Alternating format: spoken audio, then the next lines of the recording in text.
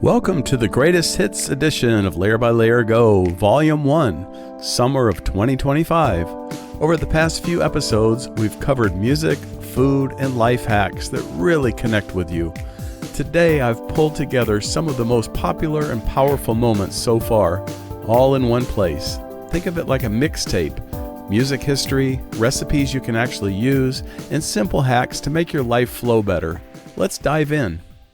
Coming up next, I'm going to share with you my absolute favorite tool to creating lyrics, stories, plans, even my own recipes. It's called Freewriting, and it's a way to tap into that inner genius that lives inside you. It's one thing to stir a pot, but how do you stir your future into motion? We'll plan a simple, focused way forward, layer by layer. You ever sit down to write and suddenly feel like you forgot how to think? The moment you open that notebook, poof, all the ideas leave the room. You get self-conscious. You judge yourself before you even put down the first word. Why? Because we think writing means we have to know something. But real writing, honest writing, often begins with not knowing. That's where free writing comes in. Let me tell you what free writing is and why I swear by it. It's not journaling. It's not poetry. It's not even supposed to make sense. Free writing is the act of sitting down, setting a timer, and writing without stopping for 5, 10, maybe 15 minutes. No rules, no punctuation worries, no spelling fixes, no rereading, just flow. You can write, "I don't know what to write," over and over, or nonsense, or a memory that's been waiting in your bones for years. The point is to move the pen, not to sculpt the statue. Here's how to free write. If you've never tried it, here's how you do it. Number 1, set a timer. I usually use a little timer, desktop timer I could use. You can use an egg timer, kitchen timer, or something on your phone, anything that'll give you an alarm after it reaches a certain time. Like 5 to 10 minutes is perfect. Pick a pen or keyboard if you like. Comfort matters. Write whatever comes.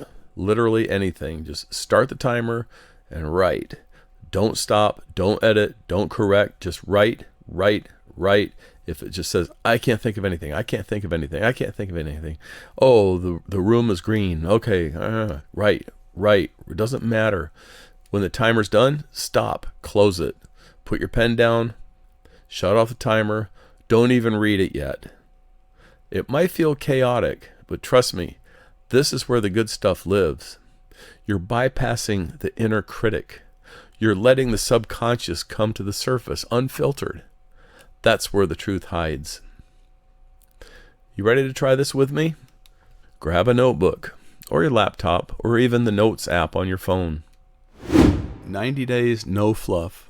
Now that you've cracked open your journal and let the clutter pour out, let's turn that momentum into a plan. Not a complicated spreadsheet, not a color-coded nightmare, just a clear path, 90 days long. You don't need 100 steps, you just need 3.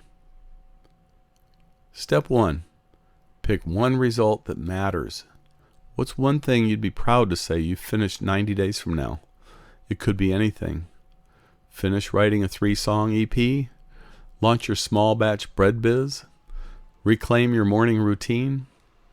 Whatever it is, make it specific, not vague like getting better at music or be healthier. Say something like, record and upload 1 song to Spotify. Make and deliver 10 loaves of sourdough. Walk 3 times a week before 9 a.m. That's your end zone. That's where this path leads. Step 2, break it down, but keep it human.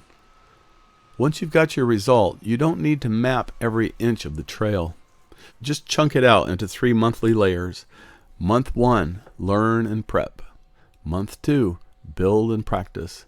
Month 3, launch and deliver. Example, let's say you want to launch a song. Month 1, choose your best demo and rewrite it. Month 2, record it, get feedback, revise. Month 3, mix, master, and publish. You're not guessing anymore. You've got rhythm. Step 3. Use a weekly anchor. Now here's the glue.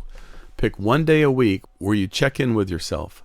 Sunday night, Friday morning, doesn't matter.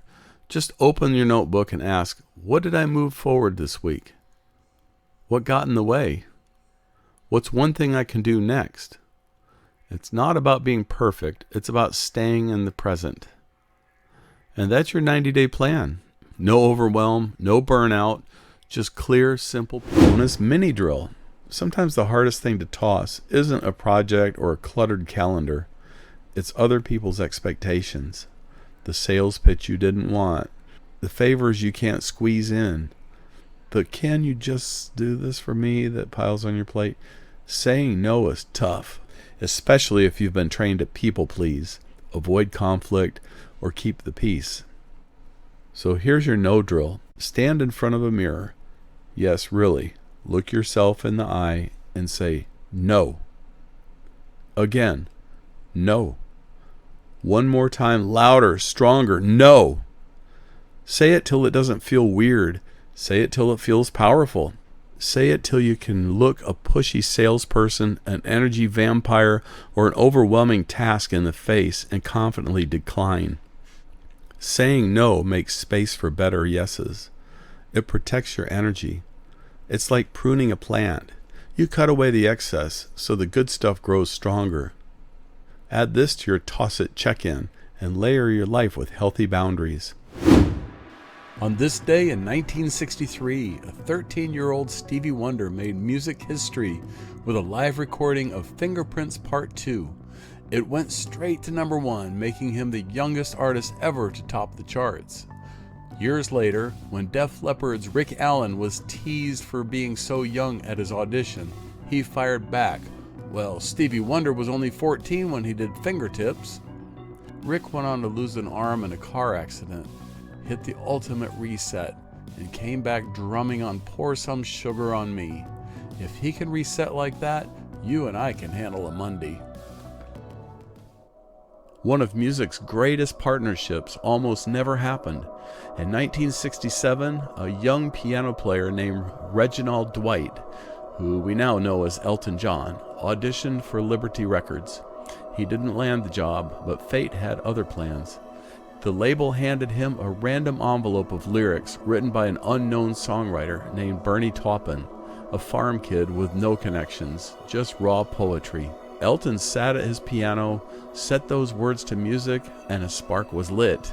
That chance pairing grew into a lifelong partnership, giving us Rocket Man, Your Song, Candle in the Wind, and so many more. Without that one envelope, the world might never have heard Elton John as we know him. Prince once changed his name to an unpronounceable syllable, and the media had to call him the artist formerly known as Prince. But behind the headline, he was fighting for his music rights. He wrote "slave" on his face during shows just to call out his label. Oh, and he played 27 instruments on his debut album. That's not a band, that's a purple army of one. Let's go crazy. Smash that subscribe button. Freddie Mercury wasn't just a frontman. He was a one-man fireworks show with teeth.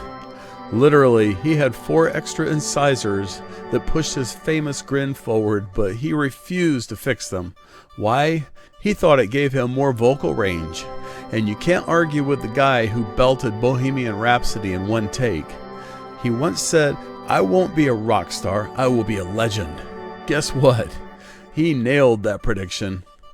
Don't stop now. Hit subscribe before the final note fades.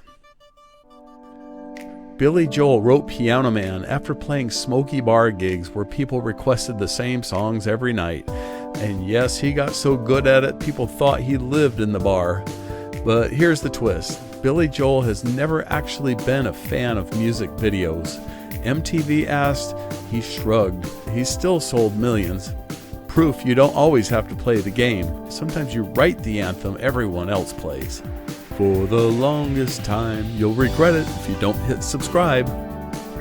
Tears for Fears gave us some of the most polished pop anthems of the 1980s. but behind the scenes it was anything but polished. Roland Orzabal and Kurt Smith looked like a seamless duo on stage, but the creative tension between them was always boiling. They fought over direction, image, even ownership of the band's sound.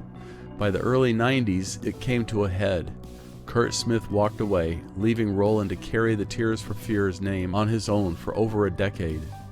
Fans missed the chemistry, because Roland's brilliance needed Kurt's smoothness to really click. Finally, years later, the two buried the hatchet and reunited. And when they sang together, you could hear why the world fell in love with them in the first place. Mark Bolan burst onto the scene with glitter on his cheeks, a Les Paul slung low, and songs that swung instead of stomped. T-Rex took rock and roll and turned it into glam. Bang a Gong wasn't just a hit, it was a new way of seeing rock, stylish, playful, and cosmic. Bolan inspired Bowie, Elton, and countless others. He called it Cosmic Boogie, and though his life ended tragically at 29, his influence outshined his years. Without Bolan, glam rock might never have glittered. Do you crown Mark Bolan the father of glam rock? Vote yes or no in the comments. Got 3 sad bananas? You're in luck. Mash them like they owe you money. Add eggs, butter,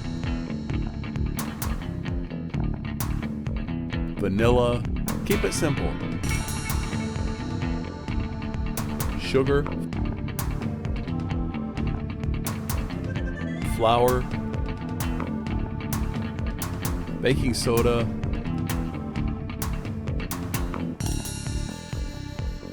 dump and go. No nuts, no fuss. Just stir. Pour that goodness in.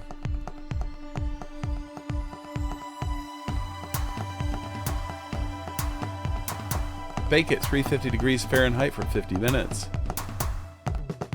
Golden, gorgeous, done. Don't let those bananas go to waste. Save this recipe. You've never had sourdough like this. Bubbly starter meets sugar-free dark chocolate dreams. Dark chips, no guilt, all flavor.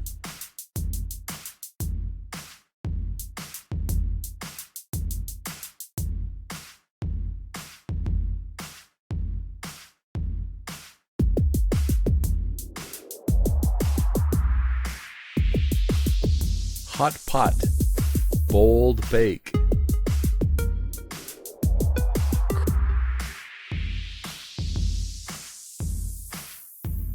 Crisp outside, gooey inside. Full recipes on the site. Go get it.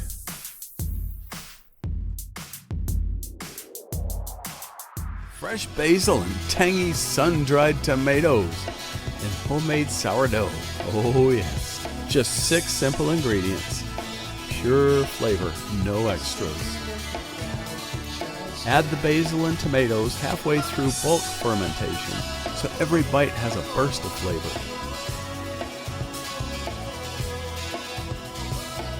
Overnight proof. Then bake hot and fast, and the aroma is unreal. It smells like an Italian garden in here. Who's making this next?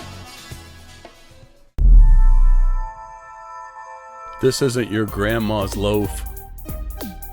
Get that skin smoking. Lock in that flavor. That skin's gotta go. 3/4 cup heat, full cup cheddar. Let's go. We're building pockets of gold.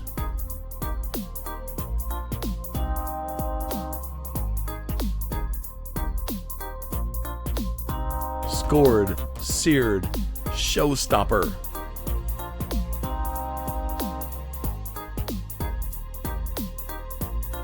The flavor punch you didn't know you needed.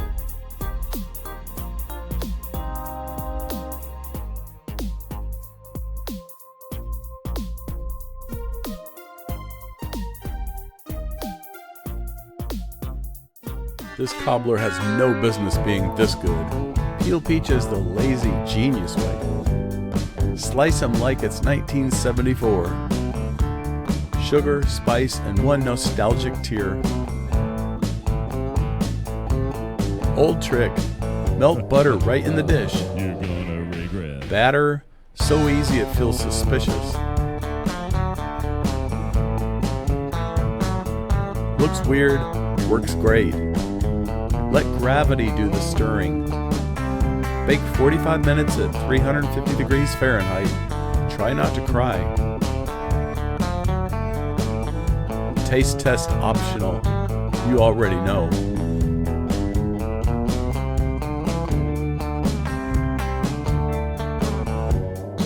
Tell your mama I said hi. That wraps up the Greatest Hits Volume 1 collection from Layer by Layer Go, summer of 2025. Thanks for listening, sharing, and being part of the journey.